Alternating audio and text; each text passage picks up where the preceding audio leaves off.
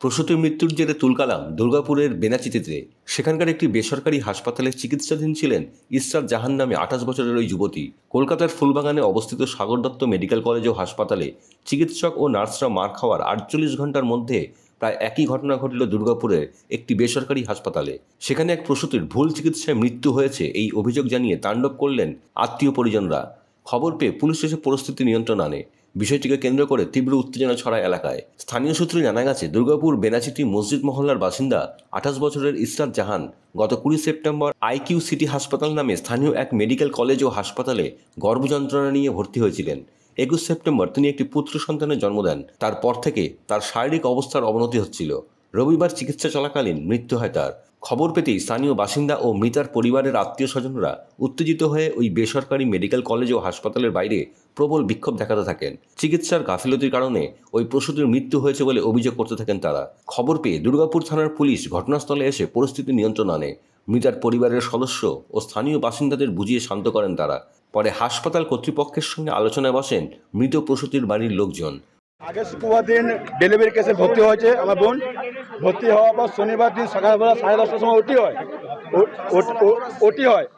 রবিবার দিন সকালবেলা 10:30টার সময় ফোন করে বলে আপনার পেশেন্ট খুব সিরিয়াস অবস্থা। আমরা যখন আসি বলতে আপনার ইনফেকশন হয়ে গেছে, কিডনি লিভার ফেল হয়ে গেছে, কিডনি লিভার সব ফেল হয়ে গেছে।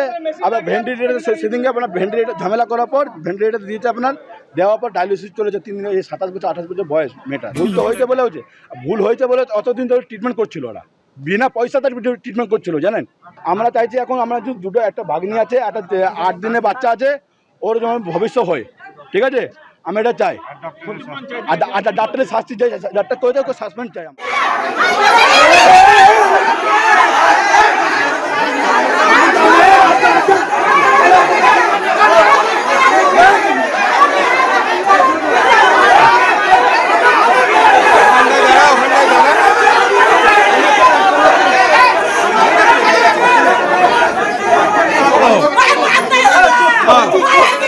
तो क्या होगा?